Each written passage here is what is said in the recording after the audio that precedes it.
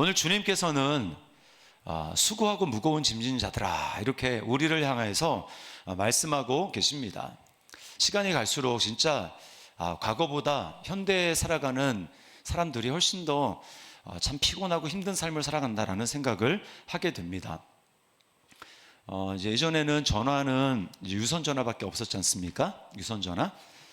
근데 유선 전화밖에 없을 때는 뭐 전화할 일이 그렇게 많지 않습니다.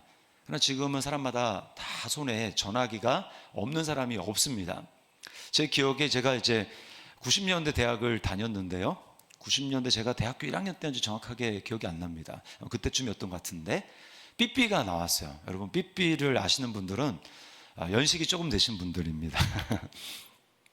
근데 그때 회사 다니시는 분들 제가 이제 들어보니까 삐삐를 이제 개목걸이다, 이제 개줄이다 이런 얘기가 있었습니다. 왜냐하면 이제 삐삐가 없었을 때는 전화가 뭐 이제 외부에서는 공중전화밖에 없지 않습니까? 그러니까 뭐 밖에 뭐 나갔다 그러면 연락할 길이 없는 거예요. 근데 삐삐가 생기면서 삐삐를 딱 치면 어떻습니까? 거기 딱 뜨거든요. 그러면 이제 가서 공중전화로 전화를 이제 해야 되는 겁니다. 그러니까 이제 자유가 그만큼 제한되는 거죠. 그래서 개줄이다 뭐 이런 얘기를 제가 기억하게 됩니다. 지금은 뭐 초등학생까지 뭐 이제 다 스마트폰이 없는 사람이 없습니다. 그러다 보니까 거기 스마트폰에 뭐가 있습니까? SNS 있고 카톡에다가 뭐 이제 카톡도 방이 여러 개가 있지 않습니까? 그러니까 우리가 몸으로는 거기 있지 않지만 항상 이제 뭔가 어디에 있는 듯한 관여되어 있는 듯한 그런 피로감을 우리가 느끼게 됩니다. 그런가 하면 예전에는 뉴스를 뭐 9시 뉴스 밤 저녁에 뭐 이제 뉴스 데스크 뭐 아침 뉴스 이럴 때 아니면 뉴스를 보기가 어려웠어요. 또 다음 날 되면 신문 배달되는 신문을 통해서 우리가 딱 그 소식을 접하는 때가 있었습니다. 그러나 지금은 어떻습니까? 지금 우리가 실시간으로 지구 막 반대편에 있는 이야기까지 우리가 이제 접하게 됩니다. 그러니까 여러분 때로는 모르는 게 약인데 너무 많은 정보를 알고 있기 때문에 사실은 그게 일이 나한테 실제로 일어날 일도 아닌데 만에 하나라고 하는 이 불안감과 두려움이 엄습해서 우리로 하여금 걱정과 두려움에 사로잡히게 할 때가 참 많이 있어요. 그러니까 참 피곤한 일상을 살아가고 있는 것입니다. 그래서 요즘에는 또 뭐가 있습니까? 이제 뭐 AI로 해가지고 뭐 사진이라든지 동영상도 이 페이크가 많지 않습니까? 그러니까 재밌다, 동영상 괜찮다, 막 이런 일이 있냐라고 봤더니 나중에 보니까 이게 뭐 조작된 AI가 있지 않는 만든 동영상이고. 그러니까 우리가 정보를 접하더라도 막 이거 진짜인가 아닌가까지 막 확인하며 살아가는 시대 가운데 있으니까 너무 피곤한 거예요. 저녁에 밤에 이제 자려고 누워도 생각이 꼬리에 꼬리를 물고 이제 깊이 잠들기가 어렵습니다. 그러다 보니까 정말 잘 쉴 수 있다면 어떻게든 내가 값을 지불할 용의가 있다. 여러분 우리가 현대 살아가는 사람의 주제가 쉼입니다. 안식이에요. 안식. 주님이 오늘 이렇게 살아가는 저와 여러분을 향해서 수고하고 무거운 짐진 자들아 라고 말씀하시면서 내게로 오라 라고 말씀합니다. 그리고 내가 너희를 쉬게 해주겠다라고 말씀을 하세요. 이게 원문에 보면 내가가 강조되어 있습니다. 내가가 강조되어 있어요. 그 말은 뭐냐면 나만이 너희를 쉬게 해줄 수 있다라고 하는 것입니다. 나만 너희를 진짜 진정한 쉼을 쉬게 해줄 수 있다라고 말씀하는 거예요. 오늘 예배를 드리는 중에 또 설교를 듣는 중에 저와 여러분의 영혼 가운데 주님이 주시는 진정한 쉼을 경험할 수 있기를 주님의 이름으로 축원합니다. 자, 그러면 주님은 어떻게 우리를 진짜 쉬게 하시는가? 주님이 주신다고 하는 쉼은 도대체 뭔가? 라고 하는 것을 우리가 알아야 되는데요. 그것을 알기 위해서는 먼저 우리가 지고 있는 이 짐이 도대체 뭔가를 알 필요가 있습니다. 우리가 지고 있는 이 짐은요, 영혼의 짐입니다. 영혼의 짐이에요. 이게 진짜 문제입니다. 만약에 우리가 지고 있는 짐이 물리적인 짐이라면 눈에 보이기 때문에 다 압니다. 아니 당신 지금 왜 이렇게 무거운 짐을 지고 있습니까? 그 짐을 내려놓으세요 라고 할 수 있죠. 보이니까. 그런데 영혼의 짐은 보이지가 않습니다. 뭔가 힘든 것 같은데, 뭔가 좀 무거운 것 같은데 도대체 이게 뭐 때문에인지 우리는 알 수가 없는 거죠. 이게 진짜 문제라는 겁니다. 그래서 29절 끝에 보면 주님이 이렇게 말씀하세요. 너희 마음이 쉼을 얻으리니. 마음, 우리 영혼, 우리의 마음이 문제라는 것입니다. 여러분, 여기에 수고하고 라고 하는 말이 나오잖아요. 수고하고, 이 말은요 능동태입니다. 그러니까 내가 자발적으로 이렇게 수고를 하는 거예요. 그리고 시제는 뭐냐면 현재입니다. 시제는 무슨 뜻이냐면 계속 반복하는 거예요. 그러니까 내가 자발적으로 그 수고를 반복해서 계속 하는 겁니다. 왜 그런가 봤더니 그 다음에 나오는 말이 그 이유를 얘기를 해줍니다. 다음 나오는 말이 뭐예요? 무거운 짐진이라는 거예요. 무거운 짐진. 이거는요 수동태입니다. 그러니까 수고는 내가 자발적으로 하는 거지만 지금 짐은 누군가가 나도 모르게 나의 영혼에다가 짐을 지워준 거예요. 어느 순간에 나도 알지 못하는데 언젠가 나에게 그 짐을 누군가가 지워져 준 겁니다. 그리고 시제는 뭐냐? 완료형이에요. 그러니까 과거에 그 일이 있었다는 것입니다. 여러분 이제 수험생 시절에 영어 공부, 문법 공부 열심히 할 때 떠올려 보시면 이제 완료가 뭡니까? 현재 완료? 과거에 일어난 일이 현재까지 영향을 미칠 때 완료형을 쓰는 거잖아요. 그러니까 과거 어느 시점에 누군가가 나에게 짐을 지워줬는데 그게 지금까지도 나에게 무거운 짐으로 남아있는 것을 지금 이야기를 하는 겁니다. 그래서 내가 그 결과 지금 열심히 내가 수고를 하고 있다, 이런 뜻이에요. 여러분, 그래서 우리는 영혼이 짓눌려 있습니다. 마음 한켠이 무거운 돌로 눌려져 있는 것 같이 때때로는 숨도 잘 안 쉬어지고요, 숨을 쉬더라도 아주 얕은 호흡을 합니다. 무슨 일이 있으면 정말 큰일이 난 것처럼 한숨을 쉬어야 되는 그런 삶을 우리가 살아가고 있는 거예요. 늘 마음이 조마조마하고 두근거립니다. 여러분, 이런 삶은 하나님이 원래 계획하신 삶이 아니라는 것을 우리가 알아야 돼요. 하나님이 처음에 만드신 그 인간의 삶은 하나님 안에서 안식하며 쉼을 누리도록 되어 있었습니다. 하나님이 세상을 창조하시고요, 6일 동안 열심히 하나님도 일을 하십니다. 세상을 만드세요. 그리고 7째 되는 날 7일째 하나님이 쉬셨다라고 합니다. 그러면서 안식일이 그때 생긴 거예요. 하나님이 쉬시면서 내가 이 날을 복되게 하고 거룩하게 한다라고 하는 겁니다. 그게 무슨 얘기냐면 하나님과 함께 살아가는 인생 가운데는 하나님이 창조하신 그 쉼을 누릴 수 있다라고 하는 것입니다. 그리고 하나님 안에서만 진짜 쉼이 있다라는 것을 보여주는 거예요. 하나님이 안식도 창조하셨어요. 아담과 하와는 그걸 알고 있었고요, 그것을 누리고 있었습니다. 그러나 언제 그 진짜 쉼이 깨어지게 됩니까? 아담과 하와가 누리고 있는 안식을 샘내고 질투하는 존재가 있었죠. 그게 바로 마귀입니다. 마귀는 누군가가 잘 되는 꼴을 보지 못하는 거예요. 자기가 먼저 타락했습니다. 그리고 자기가 안식을 누리지 못하는 거예요. 그러니까 지금 쉼과 안식을 누리고 있는 아담과 하와를 마귀가 유혹하는 것입니다. 같이 망하는 거죠. 망하자자는 거죠. 어리석게도 아담과 하와는 마귀의 말을 듣고 하나님으로부터 독립하게 됩니다. 하나님으로부터 독립해요. 하나님을 떠나게 됩니다. 그러면 진짜 쉼을 쉴 수 있고 이것보다 더 놀라운 삶을 살 거라고 이야기를 했어요. 그 결과 어떻게 됩니까?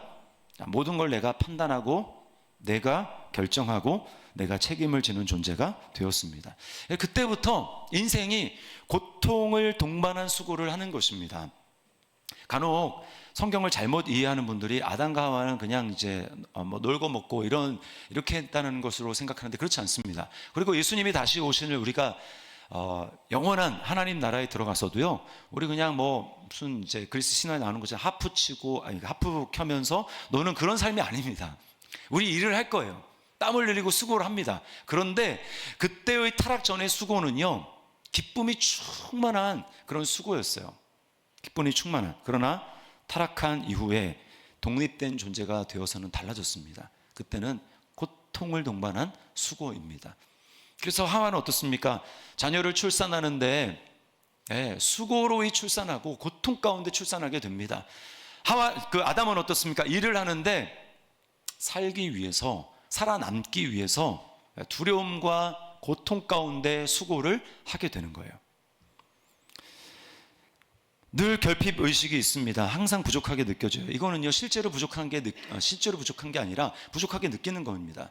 지금 지구상에는 80억이 넘는 인구가 살고 있는데요. 이 80억이 넘는 인구가 먹고 살기에 충분한 음식이 있습니다. 자원이 있어요. 그런데도 어떻습니까? 사람들은 결핍 의식 가운데 있어요. 부족함을 느낍니다. 그래서 어때요? 나누지 못하죠. 한쪽에서는 너무 많이 먹어가지고 너무 쌓아서, 그래서 성인병에 걸려서 죽어가고, 그걸 또 치료하느라고 돈이 엄청나게 들고 다이어트 프로그램에 엄청나게 돈을 쓰고, 다른 한쪽에서는 없어서 핍절해서 영양실조로 죽어가는 사람들이 많이 있습니다. 왜 이런 일이 일어나냐면, 실제로 부족한 게 아니라 부족한 의식을 느끼고 핍절 의식을 느끼기 때문에 어떻게든 내가 쌓아놓는 것입니다. 내일 어떻게 될지 몰라, 앞으로 어떻게 될지 몰라, 그러니까 더 쌓아놔야 돼 라고 하면서, 여기에서 이 핍절 의식에서 욕심과 탐욕이 나오게 되는 거예요. 지금 대한민국은 어떻습니까? 우리 학부모님들이 너무 수고가 많으시죠. 왜 그렇습니까? 자녀들 학원을 보내느라고, 그래서 맞벌이 안 해도 되는데 학원비가 부족하니까, 그래서 맞벌이를 하는 가정들이 참 많이 있습니다. 근데 알죠, 객관적으로 이렇게 해서 뭔가 근본적으로 달라지지 않을 거라는 걸 알지만 어떻습니까? 마음속에 불안이 있는 거예요. 이렇게라도 해서 보내야 불안한 마음을 달랠 수 있기 때문에, 그래서 보내는 경우가 많이 있습니다. 참, 제가 말씀을 준비하면서 대한민국은 참 살기도 힘든데 여기에 이 학원을 보내는 이 사교육의 부담까지 안고 있어서 참 우리나라를 살아가는 부모들이 참 어깨가 무겁다, 더 많은 짐을 지고 있구나라는 생각을 하면서 그냥 절로 하나님 앞에 기도를 하게 됐습니다. 주님, 불쌍히 여겨달라고. 주님께서 정말 여러분에게 은혜를 베풀어 주시고 짐을 자유케 하시는 역사가 있기를 주님의 이름으로 축원합니다. 이 생계 외에도요, 우리를 힘들게 하는 것은 뭐냐면 현대를 살아가는 이 현대의 시대적인 정신입니다. 시대적인 정신. 옛날에 그 전통 가문을 중시하는 사회에서는요, 자유는 좀 적었을지 모르지만 그만큼 주어진 역할들이 있었습니다. 예를 들면 무슨 일을 할 건가? 가업을 잇는 거예요, 가업. 그러면 이제 대가족 안에서 내게 주어진 역할, 그것을 충실히 감당해내면 됐었습니다. 그러면 살아갈 수 있었어요. 그런데 지금 현대는 어떻습니까? 가업을 잇는 사람들은 거의 없습니다. 다 자기가 원하는 자유를 추구해서 일을 하는데, 자유는 더 많아지고 선택권은 많아졌지만 어떻습니까? 그로 인한 엄청난 스트레스와 압박감이 있습니다. 내가 선택한 그 일에서 나를 성공하고 성취해서 나를 증명해야 되는 거예요. 그러니까 압박과 스트레스를 받는 것입니다. 뭔가 이루지 못하면 실패자라는 그런 딱지가 따라다니고, 그것으로 인해서 늘 마음에 두려움이 있는 것이죠. 여러분, 이게요, 영적인 일에 딱 결부가 되면 어떤 일이 발생하냐면, 하나님이 내가 아무런 일을 이루지도 않아도, 내가 뭘 하지 않아도 있는 존재로 나를 받아주시고 나를 사랑하신다 라고 하는 것에 대해서 그 하나님의 선하심을 의심합니다. 믿지 못해요. 조세 쿱케 박사라는 분이 있습니다. 이분이 이제 태국 선교사로 이제 사역을 했는데, 결론은 완전히 번아웃이 됐습니다. 신경쇠약까지 걸려서 나중에는 설교를 하거나 가르치는 거는 생각도 못하고, 그냥 그 그리스도인의 기본 의무 또는 은혜 받는 수단이라고 얘기하는 성경 읽는 것조차도 혼자 못하는 거예요. 성경도 못 읽는 선교사가 됐습니다. 왜냐하면 그의 마음속에서 끊임없이 이런 소리가 올라오기 때문이었어요. 그분의 고백을 들어보십시오. 하나님이 나에게 요구하시는 것은 너무나 높고 나에 대한 그의 생각은 너무나 낮아서 언제든지 나는 그가 얼굴을 찌푸리시는 것만을 보고 살아왔다. 하나님은 그의 못자국난 손을 나에게 보이시고 나를 노려보는 듯한 눈으로 바라보시며 말씀하신다. 자, 너는 왜 좀 더 나은 그리스도인이 되지 않니? 좀 더 부지런히 내가 마땅히 해야 할 일을 하며 살도록 해라. 여러분, 마음속에 이런 소리가 계속해서 들린다고 한다면 여러분, 성경을 읽을 수 있겠습니까? 성경을 읽을 수 없어요. 왜요? 성경을 펴면 나를 사랑하신다고 말씀하신 하나님의 음성이 들리는 게 아니라 계속 나를 질책하며 너는 왜 그것밖에 안 되냐? 너는 언제 나아질래? 라고 하시는 꾸지람을 받는 그런 소리가 나한테 들리기 때문에 성경 읽는 것조차도 부담이 되는 겁니다. 여러분 어떻습니까? 조금이라도 이런 마음이 여러분에게 있다면 여러분에게 좋은 소식이 있습니다. 여러분에게 복음이 있습니다. 예수 그리스도가 여러분에게 복음이 되는 것을 여러분 믿으시기를 바랍니다. 여러분, 주님이 좋은 소식이에요. 그래서요, 예수님이 우리에게 말씀하시는 거예요. 내가 너희를 쉬게 하리라. 이 말은 예수님만이 우리의 영혼의 짐을 벗겨주시는 분이라는 것입니다. 저는 이 말씀이 내가라고 하는 말이 설교 준비하면서 저에게 크게 다가왔어요. 내가, 나만이 너의 그 짐을 벗겨줄 수 있다. 영혼의 짐을 벗겨줄 수 있다. 그렇기 때문에요, 여러분, 우리가 때로 아까 멍이라는 말 제가 했나요? 멍? 현대가 점점 어려워지고 있으니까 사람들이 스트레스를 해결하기 위해서 자꾸 이제 멍 때리는 걸 찾아요. 벌써 몇 년 된 것 같습니다. 그래서 이제 모닥불 피워놓고 멍 이렇게 바라보는 거죠. 그걸 불멍이라고 합니다. 또 바다 있는 걸 가지고 바다를 멍하니 쳐다보고 물멍이라고 하더라고요. 산에 가가지고 이제 캠핑을 하면서 산을 또 멍하게 쳐다보는 숨멍. 그래서 이제 멍 때릴 곳을 찾고 있어요. 그만큼 힘들다는 거죠. 그러나 여러분은 이제 예배 드릴 때 와서 멍하고 있으면 안 되십니다. 주님께 주목해야죠. 그런 거 다 좋은 거예요. 좋지만 문제는 뭡니까? 그것이 우리의 영혼의 짐을 해결해 주지 않는다라는 거예요. 잠깐 동안 좀 도움이 될지 몰라요. 등산하고 또 친구 만나고 뭔가 오락거리를 즐기고 그러면 잠깐은 도움이 될지 모르겠지만 그게 우리의 마음을 쉬게 해주지 않는다라는 것입니다. 주님이 지금 그걸 말하는 거예요. 나 그거 가지고 안 돼. 너 나에게 와야 돼. 나만이 너의 영혼의 짐을 벗겨줄 수 있어. 나에게 와야 돼 라고 주님이 말씀하는 거예요. 여러분, 그래서 주님이 공간복음에 보면 주님은 뭐라고 말씀하시면 내가 안식의 주인이다라고 말씀을 하시는 거예요. 예수님이 이 땅에 오셔서 하신 일 중에 사람들을 치유하시는 일들을 많이 하셨는데 그때 꼭 주님은 안식일에 골라서 그 일을 하십니다. 이것 때문에 종교 지도자들과 논쟁이 됐어요. 그들의 입장에서는 이 오래된 질병은 그거 어차피 오래됐기 때문에 안식일에 고치는 것은 그건 안식일을 범하는 거다. 자기들의 전통에 의해서 그렇게 이야기를 했습니다. 그런데 주님께서는 안식일에 그 일을 고치는 거예요. 손 마른 자, 중풍병으로 움직이지 못하는 사람, 그리고 앞을 보지 못하는 사람, 귀머거리, 이 모든 사람들 주님은 다 안식일에 고칩니다. 귀신 들린 사람 안식일에 고칩니다. 그러면서 주님이 마가복음 2장 28절 이렇게 말씀합니다. 이러므로 인자는 안식일에도 주인이니라. 이 말이 무슨 얘기입니까? 아까 제가 안식은 누가 창조한 거라고 그랬어요? 하나님이 창조하셨습니다. 그런데 예수님이 자기가 안식의 주인이래요. 안식일의 주인이랍니다. 이게 뭐예요?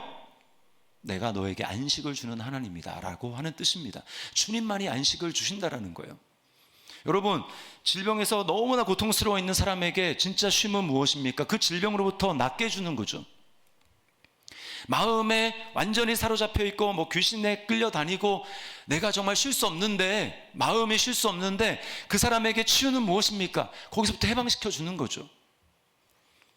오늘 혹시 여러분 가운데 질병의 고통이 있고 두려움이 있고 그런 사람이 있다면 오늘 예배 드리는 중에 주님이 여러분을 치유해 주시기를 주님의 이름으로 축원합니다. 예배 드릴 때 그런 일이 일어나는 거예요. 공황장애, 불면증, 우울증, 오늘 예배 드리는 중에 치유가 임하기를 주님의 이름으로 축원합니다. 예배 드릴 때 주님이 치유해 주시는 거예요. 우리 주님은 그런 분이십니다. 뿐만 아니죠. 주님은 마음의 무거운 죄의 짐도 풀어주십니다. 가늠하다가 현장에서 붙잡힌 여인, 사람들이 다 돌로 치려고 했습니다. 율법이 그 사람을 정죄합니다. 그때 주님이 어떻게 합니까? 돌려보낸 다음에 그 여인을 향해서 나도 너를 정죄하지 않는다라고 말씀을 하셨어요. 그리고 그 뒤에 나오는 게 뭡니까? 그러므로 가서 다시는 죄를 범치 말라. 여러분, 이것도요, 주님이 하시는 의도는 이런 거예요. 내가 너를 위해서 죄를 용서해 줬다라는 이 용서의 확신을 갖고 있으면, 은혜에 대한 확신을 갖고 있으면 너는 그 은혜에 대한 감격 때문에 그것이 너로 하여금 죄를 이길 수 있는 힘이 될 거야. 죄를 이길 수 있을 거야 라고 하신 말씀인데, 이것도 의무적으로 자기가 하는 것으로 받아들인 사람은 용서는 좋은데 나는 다시 죄를 안 지을 자신이 없는데, 주님이 그 말 안 하셨으면 좋겠는데 가서 다시는 죄를 짓지 마라. 이 말은 여러분, 내가 너 볼 거야. 내가 용서해 줬는데 가서 또 죄 짓지 않나, 죄 짓나 볼 거야. 이런 말씀을 하신 게 아니라는 겁니다. 나를 용서해 주신 그 주님의 은혜와 사랑에 감사해서, 감동해서 주님 너무나 감사합니다, 이런 마음을 가지고 있으면 그 용서에 대한 감사와 감동이 죄를 이길 수 있는 힘이 된다라는 것을 주님이 말씀해 주신 거예요. 자, 그런데요, 주님이, 제가 오늘 여러분에게 좀 강조하고 싶은 건 뭐냐면, 제가 두 가지는 다 말씀을 드린, 우리 인생의 짐, 질병을 치료해 주시는 거, 그리고 죄의 짐을 풀어 주시는 거, 이거는 주님이 하나님으로서 하신 일이고, 인간으로서 주님이 이 안식을, 쉼을 누리셨던 그 비결을 여러분에게 좀 말씀을 드리고 싶습니다. 이게 주님이 뭐라고 말씀하셨냐면 29절에 이렇게 말씀합니다. 나는 마음이 온유하고 겸손하니. 이게 주님이 사람으로서, 인자로서 이 땅 가운데 사셨을 때 주님이 가지셨던 마음의 안식을 누린 비결이셨습니다. 이 온유와 겸손은 거의 이제 같이 쌍으로 나오는 말입니다. 자, 겸손은 우리가 잘 알죠. 겸손에 반대하면 뭐예요? 교만이에요. 교만. 그러면 온유의 반대는 뭘까요? 온유의 반대는 자기 주장과 고집입니다. 그러니까 교만한 사람은 어떤 사람이냐면 자기 주장을 하면서 끝까지 고집을 피우는 사람은 교만한 사람입니다. 온유는 그거 하지 않는다라는 거예요. 주님은 온유하신, 그래서 자기를 온유하신 분이라고 말씀합니다. 근데 예수님은 너무 이제 우리가 넘사벽이라고 생각되니까 저는 성경 인물 중에서 다윗을 좀 예를 들어 말씀을 드려보겠습니다. 자, 다윗의 장인이 사울 왕이었습니다. 근데 사울이 이제 미쳐가지고 성령이 그에게서 떠나고 악령이 이제 그를 주관하기 시작했습니다. 이제 미친 거예요. 그래서 사위와 함께 있는데 창을 들어서 던졌습니다. 2번이나 죽이려고 했어요. 결국 이제 다윗이 도망가죠. 그 마음속에는 어떤 마음이 있냐면 이 죽이려고 하는 마음입니다. 왜냐하면 자기는 왕인데 자기보다 온 국민의 칭송을 받는 그 다윗에 대한 시기와 질투 때문에 다윗을 죽이려고 하는 거예요. 다윗이 도망갑니다. 근데 사울이 군대를 다 동원해 가지고 가는 곳마다 이제 다윗을 잡으려고 온 군대를 동원해서 수색을 하는 겁니다. 근데 어느 날 계속 움직이면서 도망 다니는데 어느 날 수색하는 중에 사울 왕 혼자 야외 화장실을 삼을 동굴을 발견하고 거기에 용변을 보러 들어갑니다. 근데 거기에 다윗이 숨어있는 은신처였어요. 기회가 온 겁니다. 다윗과 함께 있는 사람들이 죽이라고. 그럼 우리 이제 망명생활 끝낼 수 있고, 그리고 그렇게 하는 게 하나님의 뜻을 이루는 거라고. 왜냐하면 다윗은 이미 기름 부음을 받았거든요. 하나님으로부터 네가 왕이 된다라고 하는 기름 부음을 받았고, 또 하나님이 사울은 내가 너를 왕이 되지 못하게 버렸다라고 이미 선지자를 통해서 말씀한 걸 다 알고 있어요. 사람들도 다 알고 있습니다. 그러니까 지금 이때를 끝낼, 종식시킬 아주 절호의 찬스입니다. 이건 하나님이 주신 겁니다. 우리한테 굴러 들어온 기회입니다. 근데 그때 다윗은, 사람들은 다 그렇게 하는데 그렇게 하지 않았습니다. 여러분, 온유하다라는 건 뭐냐 하면 누군가 다 그렇게 얘기하고 여론은 다 그렇게 얘기를 하고 상식적으로 생각해도 합리적으로 그게 너무 맞는 말 같은데, 그때 온유하다라는 건 뭐냐면 그때 그 상황에 하나님을 기억하는 것입니다. 그 상황에 내 눈앞에 하나님을 딱 두는 거예요. 하나님의 말씀을 두는 것입니다. 이게 온유하다라는 뜻이에요. 다윗은요, 사람들은 다 그렇게 할 때 자기 눈앞에 하나님을 딱 두었습니다. 그러니까 아닌 거예요. 아직까지 기름 부어서 세운 그 사울 왕이 정신 이상하지만 하나님이 그를 패하지 않고 그 자리에 있는데, 하나님이 기름 부어 세운 왕을 내가 손을 들어서 치는 거는 하나님이 기뻐하시는 거 아니다. 그 순간에 하나님을 그 눈앞에 두었습니다. 이게 온유하다라는 뜻이에요. 반면에 어떻습니까? 이 사울 왕과 그리고 그에게 아부하는 무리들은 눈앞에 하나님이 없습니다. 그래서 다윗이 뭐라고 고백하냐면요, 시편 86편 14절 말씀에 이렇게 얘기합니다. 하나님이여, 교만한 자들이 일어나 나를 치고 포악한 자의 무리가 내 영혼을 찾아 싸우며, 그 다음 뒤에 같이 읽어볼까요? 자기 앞에 줄을 두지 아니하였나이다. 왜 교만한 자들이 교만하게 나갑니까? 눈앞에 하나님을 두지 않는 것입니다. 말씀도 없는 것입니다. 그러니까 자기 생각대로 행하는 거죠. 그러나 이렇게 했던 다윗도요, 온유하지 않고 교만한 때가 있었습니다. 언제 그랬을까요? 눈앞에 하나님을 두지 않을 때. 어느 날 모든 사람들이 다 출전하고 전쟁하러 나간 날, 이제 혼자 남아 있었고, 왕궁의 저녁 때 옥상 위를 거닐고 있었을 때 저 밑에서 저녁 때 해가 지는 무렵에 나체로 목욕하고 있는 한 여인을 발견합니다. 그리고는 아무도 보는 사람 없으니까 자기가 왕이라는 그 권력을 이용해서 그 여인을 강제로 동침을 하게 되죠. 그리고 더 나가서 그 여인의 남편을 나중에 살인 교사해서 죽입니다. 자기가 저지른 범죄를 덮으려고. 왜 그랬을까요? 그 순간에 하나님이 없는 거예요. 하나님이고 말씀이 전혀 없는 겁니다. 겸손하지 않고 온유하지 않은 거죠. 그러나 예수님을 보십시오. 예수님은 스스로 나는 마음이 온유하고 겸손하다라고 말씀하신 이유가 무엇입니까? 그렇게 훌륭한 다윗이라 할지라도 눈앞에 하나님을 두지 않는, 온유하지 않는 사람일 수 있지만, 예수님은 그의 생애 처음부터 끝까지가 온유한 삶이었습니다. 늘 눈앞에 하나님을 두시고 살았어요. 말씀을 두고 살았습니다. 그것을 가장 잘 보여주는 것이 십자가죠. 십자가고, 그리고 십자가를 앞에 둔 예수님의 기도입니다. 겟세마네 기도. 주님도 자기 주장을 하고 싶었어요. 그 자기 주장 의지가 뭐라 그랬습니까? 온유의 반대라 그랬잖아요. 고집 부리는 거. 아버지께는 모든 것이 다 가능하시죠. 할 수만 있으면 이 십자가를 저에게서 옮겨주십시오.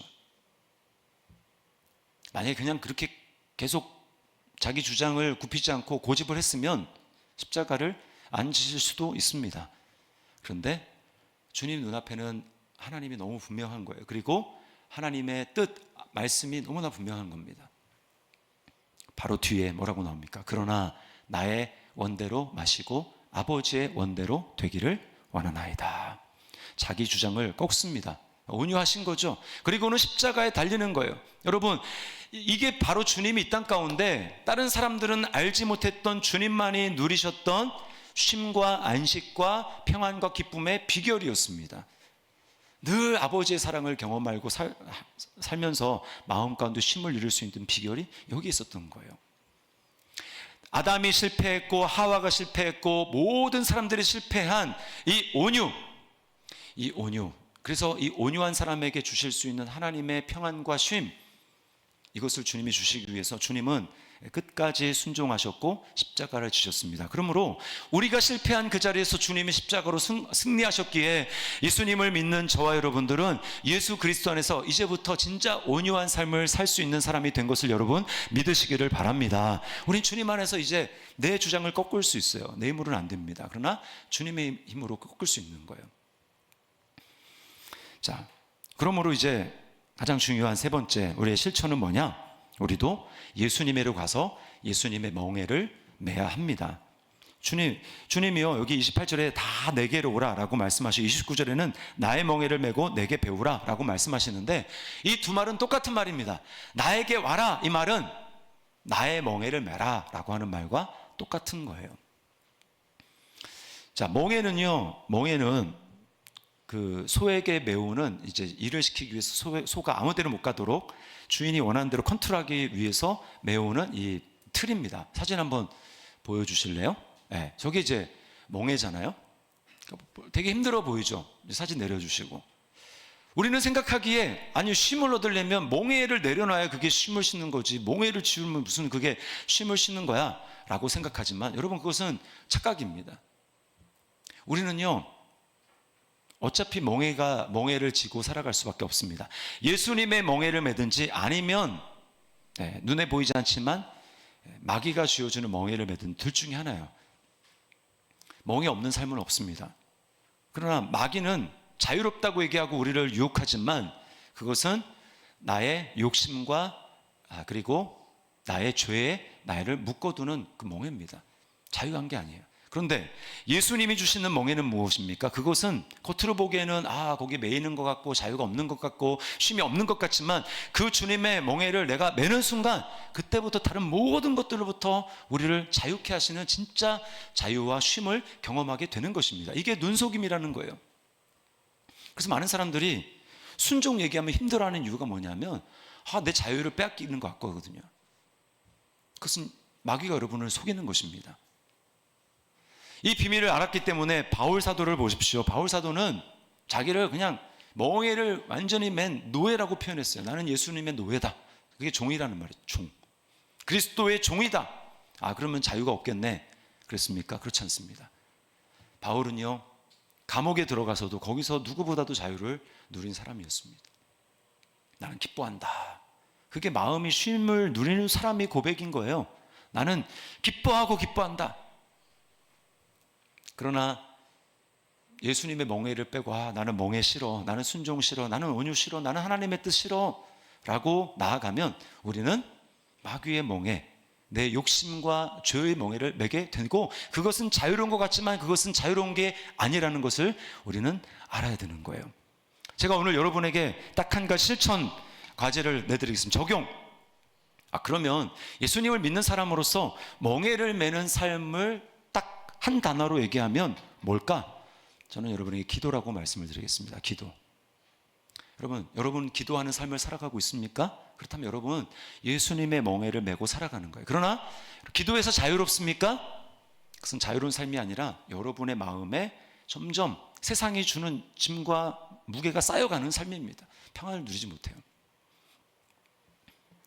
기도하지 않는다는 건 뭡니까? 자기 주장하며 살겠다라는 거예요. 하나님 앞에 내 뜻대로 살겠습니다, 내 힘대로 살겠습니다, 내 지혜대로 살겠습니다 라고 하는 것이죠. 그러나 거기에는 하나님이 주시는 평안이 없습니다. 쉼이 없어요. 제가 어제 설교 준비를, 물론 이제 그 전부터 준비를 했지만 설교문을 쓰면서 설교 준비를 하는데 시간이 많이 쫓겼어요. 왜냐하면 제가 이제 점심 이후에 만나야 될 사람이 한 분 있었습니다. 성도 중에 한 분인데 오해가 있어서 그 오해를 좀 풀고 또 용서하고 용서를 구하고 화해를 해야 되는 그런 자리였어요. 하나님의 은혜 가운데 그 일이 잘 마무리가 됐습니다. 그리고 이제 제가 시간을 딱 보니까 한 2시간 가까이가 시간이 가버린 거예요. 이제 그때부터 이제 마음이 조급해졌습니다. 시간이 막 쪼들린다고 생각이 됐어요.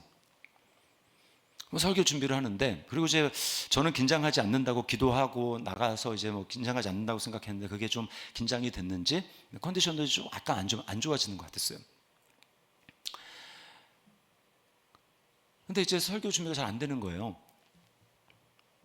마음속이 불안하고 초조해지기 시작했습니다. 여러분 마음 가운데 혹시 막 불안하고 초조하고 그런 마음이 들면 그건 이제 여러분이 지금 뭔가 지금 하나님의 뜻대로 움직여지지 않고 있다는 뜻입니다. 하나님 이런 마음을 주시는 거예요. 수고하고 무거운 짐진 자들아 다 내게로 오라. 그게 제가 다시 설교를 준비하면서 그 말씀을 읽는데 주님이 저에게 하시는 말씀으로 들리는 거예요. 너 지금 수고하고 너가 짐을 지고 있다. 그래서 너 마음이 지금 쉬지 못하고 있다. 설교 준비하는 건 주님의 일이잖아요. 그럼에도 불구하고 제 마음에 쉼이 없는 거예요. 주님이 저에게 너 나에게 와라. 그것은 기도의 자리로 나오라는 것이었습니다. 여러분 지금 시간이 없는데 쫓기는데 기도하면 시간이 더 없어질 거 아닙니까? 그러니까 인간적인 생각을 지금 이거 빨리 이렇게 해야 되는데 기도하면 시간 더 없어지는데 이런 생각이 들죠. 그건 마귀가 주는 생각입니다. 제가 결단하고 나가서 주님 앞에 앉았어요. 그리고 주님 앞에 기도하는 것입니다. 주님을 찬양합니다. 주님께 감사합니다. 주님께 기도합니다. 기도하는 중에 주님이 제 마음을 만져주시고 주님이 제 마음에 걱정하지 마, 내가 너에게 힘을 줄 거야, 내가 너에게 지혜를 줄 거야 라고 말씀하시는데 제 마음이 너무나 평안해지면서 막 이 초조함과 불안으로부터 이제 자유롭게 됐어요. 그리고 기도하는 중에 주님이 복잡한 생각을 쫙 정리를 해주시고 설교할 것에 대해서 막 흩어져 있던 것들이 쫙 모이게 되는 그런 은혜를 주셨어요. 그래서 설교 준비를 제가 앉아서 나머지 시간에 짧게 집중해서 할 수가 있었던 것입니다. 여러분, 막연히 끊임없이 우리로 하여금 자기 주장 의지를 가지고 마치 내가 하나님 앞에서 독립해서 하는 것처럼 그렇게 생각합니다. 그리고 많은 사람들이 속아요. 어떻게 속습니까? 결과를 통해서 하나님 앞에 영광을 올려드리려고 이야기를 합니다. 그러나 주님은 결과보다 과정을 더 중요시 하는 분이에요. 너 설교 준비를 하는 과정 가운데 너 네 힘으로 하냐, 네 지혜로 하냐 하냐면 나를 의지해서 너는 쉼을 누리면서 기쁨과 감사로 그 일을 하느냐. 똑같은 일을 해도요, 그게 일이 될 수 있고 내 일이 될 수 있고 아니면 하나님의 일이 되어서 기쁨과 감사로 하나님과 함께 그 일을 감당할 수도 있습니다. 기독교는요, 무슨 일을 하는가 보다 그 일을 누구와 함께 하느냐, 그 일을 누구의 힘으로 하느냐, 이게 더 중요한 거예요. 직장에서 아무리 선한 일을 할지라도 또 뭐 사회 사업을 하고 다른 삶을 구제하더라도 거기에 기쁨이 없이 막 이걸 해내야 되는 나의 일로 해서 그거 하면 그걸 통해서 하나님 영광 받지 않습니다. 여러분의 마음에 주님이 주시는 평안이 있습니까? 주님이 주시는 쉼이 있습니까? 주님이 주시는 기쁨이 있습니까? 주님은 그것을 누리며 주님과 함께 그 일을, 인생을 걸어가기를 원하시는 것입니다. 자녀 양육에 여러분의 부담이 있습니까? 직장에 부담이 있습니까? 아니면 여러분이 맡은 어떠한 일이 주님이 없는 나 혼자만이 그것을 해결해내는 어느 순간에 버거운 일이 되고 있지는 않습니까? 주님 여러분에게 말씀하시는 거예요. 아니다, 너 내게로 와라. 와서 나의 멍에를 매라. 나에게 구해라.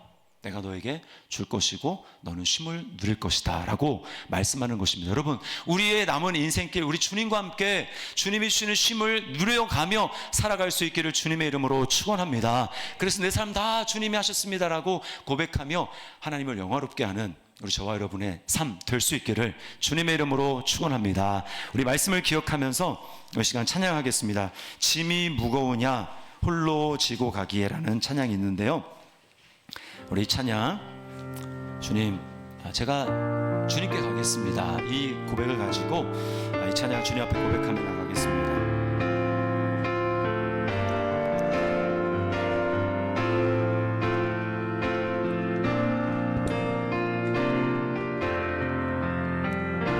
짐이 무거우냐 홀로 지고 가기에 험한 대로 갈까 두렵지는 않느냐 온갖 일에 매여 고달프지 않느냐 주가 도우시 요청만 하면 우리 기도를 언제 어디나 들으시며 큰 사랑으로 감싸주시고 동행하리 내가 실망할 때 기억해야 할 것은 예수께 가면 주 내게 오리라. 처음부터 다시 한번 고백합니다. 무거우냐 홀로 지고 가기에 험한 대로 갈까 두렵지는 않느냐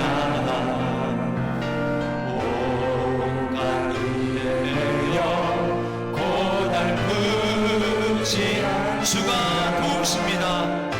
주가 도우시 요청만 하면 우리 기도를 언제나 들으시며 큰 사랑으로 감싸 주시고 동행하니 내가 실망할 때 기억해야 할 것은 예수께 가면 주 내게 우리 기도를 언제나 우리 기도를 언제나 들으시며 큰 사랑으로 감싸주시고 동행하니 내가 실망할 때 기억해 주님께 가면 주님이 오십니다. 예수께 가면 주 내게 오리라. 우리 말씀을 기억하면서 함께 우리 기도하겠습니다. 여러분, 예수님을 믿는다라는 것은 이제 나 혼자 고아처럼 혼자 힘으로 하퉁바둥하면서 불안과 초조와 부족한 의식 가운데 두려워하며 살아가는 삶이 아닙니다. 주님은 안식의 주인으로 이 땅 가운데 오셨어요. 그리고 우리에게 안식을 주기를 원하십니다. 다른 데가 아니에요. 내게로 와라. 내가 너희를 쉬게 하리라. 다른 데를 찾고 있지 않습니까? 사람을 찾고 위로를 받기를 원하고 또 잠깐의 그것을 해결하기 위해서 예수님 아닌 다른 것을 찾고 있지 않습니까? 그것이 해결이 되지 않습니다. 주님은 우리를 초청하십니다. 내게로 와라. 내게로 와라. 요청해라. 주님의 멍에를 매라고 말씀하십니다. 여러분, 멍에 딱 두 종류밖에 없어요. 세상에 마귀의 거짓말에 속지 마십시오. 주님의 멍에를 매는 것이 진짜 자유로워지는 길입니다. 주님, 제가 주님의 멍에를 매겠습니다. 주님께 기도하겠습니다. 주님께 도움을 요청하겠습니다. 주님, 나를 다스려 주시옵소서. 나의 일생의 모든 삶, 모든 일을 주님과 함께 하기를 원합니다. 네. 주님, 역사하여 주옵소서. 우리 시간에 같이 한번 한 목소리로 함께 기도하며 나가겠습니다. 기도하시겠습니다.